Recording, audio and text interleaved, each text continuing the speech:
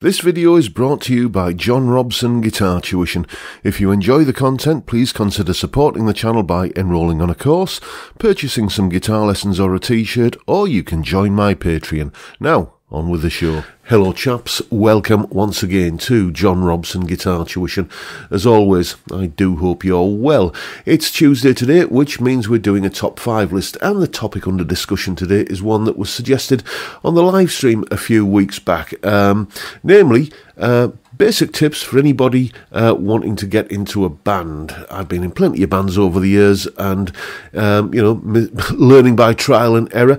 And these are the things that I would say are top of the list if you're looking to kind of get into a gigging band or just, kind of any kind of situation where you're playing music with other people.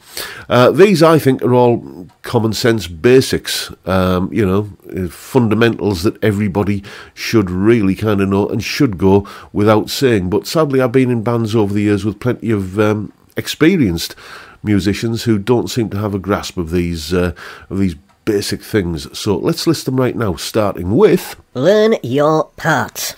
Yeah, make sure you know what it is you're supposed to be playing. It sounds basic, doesn't it? But I've been in many bands where it's been kind of seen as something of an optional extra. You don't use the practice room that you and your colleagues are paying for by the hour to learn the songs. You learn those songs at home. You learn them from, the MP3s, or in my days it was always the cassette that was distributed to everyone who was in the band.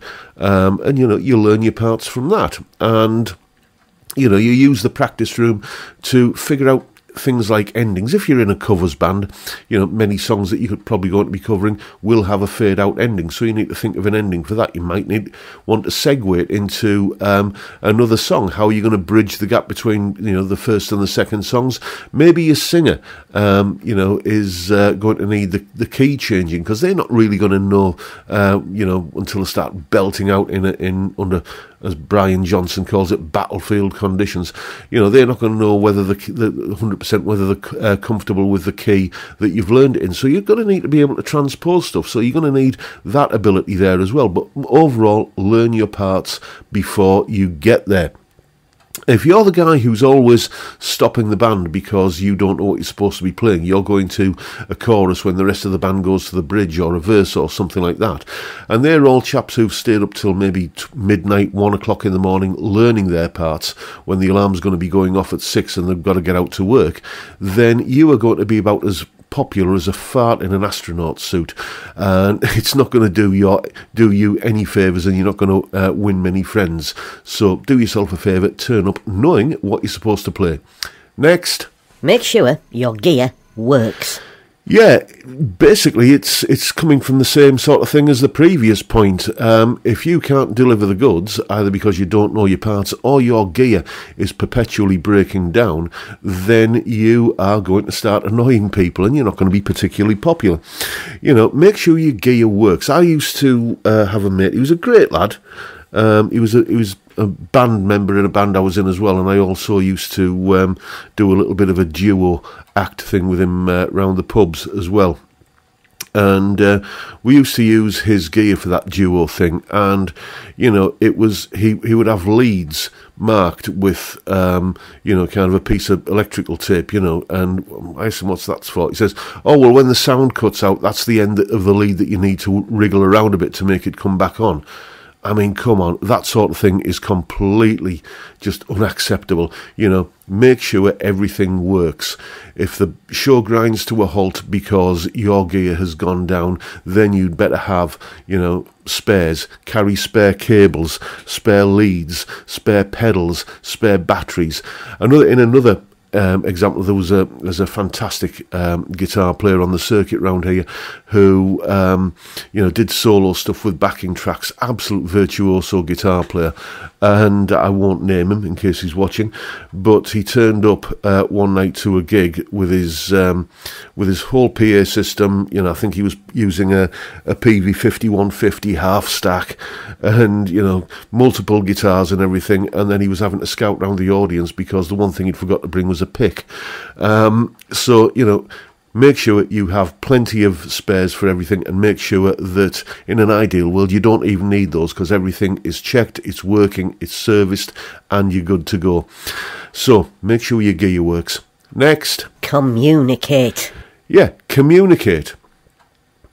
Just let people know. If life gets in the way sometimes, and perhaps you can't make that particular gig because you've been invited to the wife's brother-in-law's nephew's cousin's wedding or something like that, and you absolutely can't get out of it. Okay, communicate, let people know. Same if it's a rehearsal room, same if, going back to learning your parts, if there's that tricky riff that you just can't quite get under your fingers, and maybe you need some help, maybe you need a little bit more time to just absolutely nail it. Can we leave this practicing this song this week because I'm just going to need a little bit more time? You just communicate with people.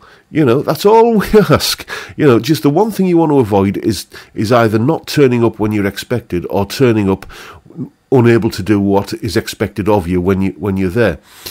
We live in a world now where it's easier than ever to communicate. We've all got one of these, and we've all got one of these, the PC that I'm speaking into.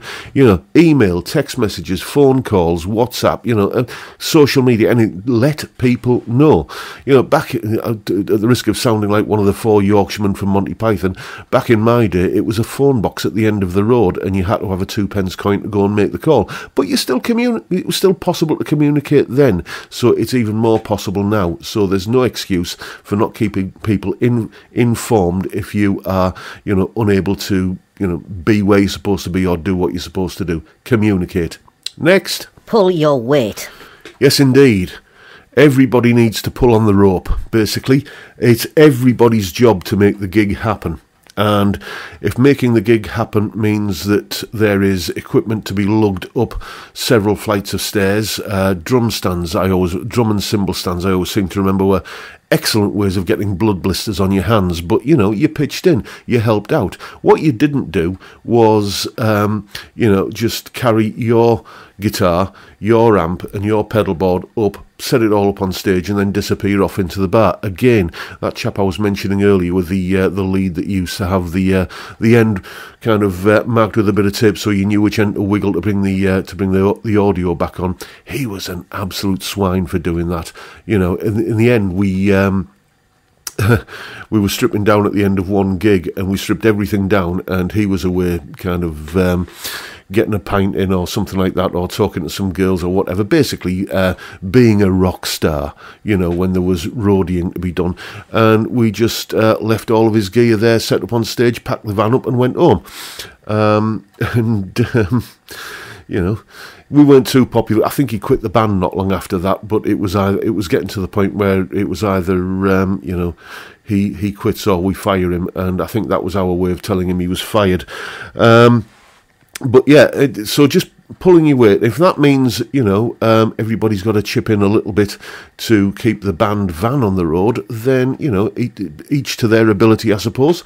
But if you can afford to chip in for things like that, I think it's beholden upon you to do so, because it's for everybody's good. So just pull your weight. Make sure that you're not treating the other musicians in the band like they're your servants, which is, an experience I've had a few times. Everybody pulls their weight, everybody chips in, everybody pulls on the rope. Next. Don't get drunk. Yeah, it's not a social occasion. You're there to do a job, an enjoyable job, a fun job, a job that is, probably the best job in the world under certain circumstances, but it's still a job. You're still getting paid to play, even if you're getting paid in free beer.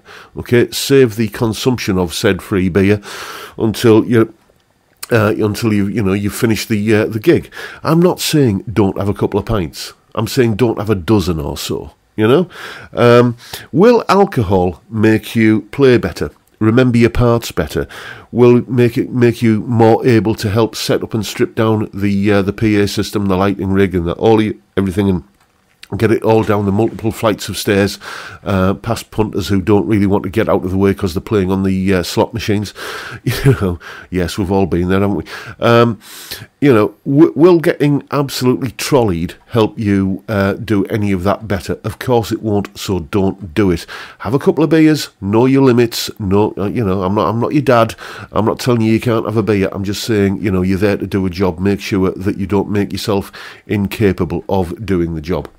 So there you go. Those are the 5 things that I would say are probably the most essential bits of advice for anybody looking to get into a band for the first time.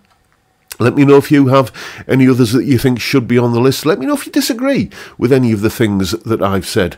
I'm always up for a bit of healthy debate. But to me, in my experience gigging, those are the things that when those things are absent, when people aren't observing those rules, those are the things that make the hackles on the back of my neck kind of start to bristle more than any others. Let me know what you think. But that is the video for today, folks. Hope you found it relatively entertaining and possibly useful in some small way. And if that's the case, please hit the subscribe button and the notification bell if you haven't already done so. And why not drop me a like while you're at it? As I mentioned earlier, don't forget we have a live stream every Friday, 5 p.m. UK time, where we drink beer and talk about music and guitars. Fantastic way to kick off the weekend. I'd love to see you there if you can make it. But for now, I'll bid you all a good day and say thank you so much for watching. Thank you for your time. Look after yourselves, folks. Stay well, stay safe, and above all, stay sane. Bye for now.